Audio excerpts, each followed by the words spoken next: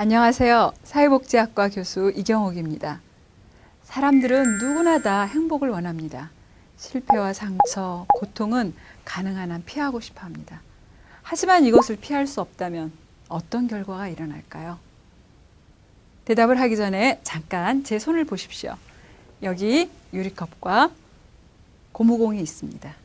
제가 이 유리컵을 바닥에 떨어뜨리면 어떻게 될까요? 산산조각이 나겠죠. 그럼 이제 이 고무공을 떨어뜨리면 다시 튀어오르겠지요. 이렇게 떨어졌다가 다시 튀어오르는 힘을 회복력 또는 탄력성이라고 합니다. 사람은 어떨까요? 이러한 힘이 사람에게도 있다고 합니다. 이것은 에이미 워너 등이 1955년 이후 40여 년간 하와이 섬에서 한 연구에서 나온 개념입니다. 이들은 아동기에 부모의 이혼이나 알코올 중독, 폭력, 빈곤과 같은 어려움이 이후에 어떤 영향을 미치는지 알아보려고 신생아 700여 명을 상대로 40세까지 추적 조사를 했습니다. 결과는 여러분이 예상한 대로입니다. 유년기의 힘든 경험이 성인기에 좋지 않은 영향을 주었습니다. 약 3분의 2가 그랬습니다. 이것은 새로운 건 아니죠. 그런데 왜 3분의 3이 아니라 3분의 2일까요? 연구자들은 이 잘 지내는 3분의 1에 관심을 가졌습니다.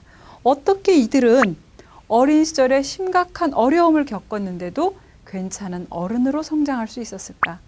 그 힘이 과연 어디에서 나올까?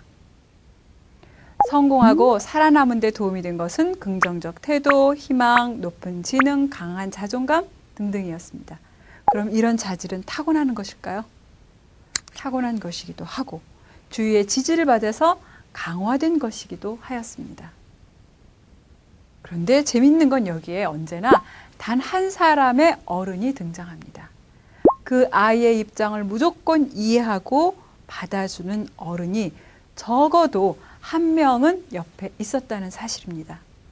그 사람이 아버지나 어머니, 조부모, 친척, 교사, 성직자, 사회복지사 다양했지만 있었습니다. 아이들만 그럴까요? 아닙니다. 이 연구 이후 납치나 포로 수용, 약물 중독과 추록, 사별과 장애 등을 딛고 살아남고 성장한 사람에 대한 연구가 이어졌습니다. 이들에게도 역시 힘들 때 관심을 가져주고 귀 기울여주고 필요한 도움을 주었던 사람들이 있었습니다. 저는 몇 년 전 두 아이를 키우는 여성을 만났습니다.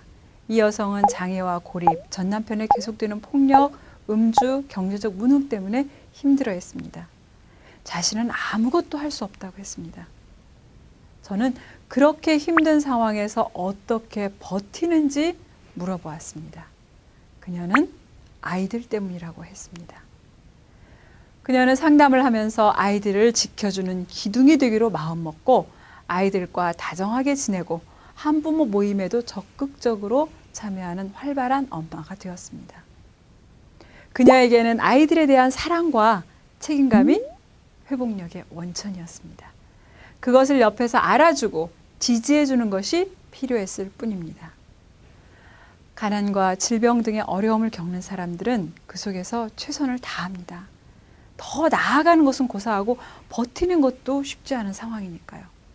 이들에게 너 혼자 해, 서둘러 이렇게 채근하고 호통치는 대신에 귀 기울여주고 손을 잡아주면 다시 일어설 가능성이 높아집니다. 내가 힘들 때 나에게 귀 기울여주고 함께 해준 사람이 누구인가요? 또 내가 지지하고 힘이 되어주는 그 사람은 누구인가요? 우리가 넘어진 사람들에게 귀 기울여주고 기회를 주고 함께 해준다면 사람들의 회복력이 커질 것입니다. 사람이 희망입니다. 힘든 사람에게서 희망을 보는 그 마음이 희망입니다. 감사합니다.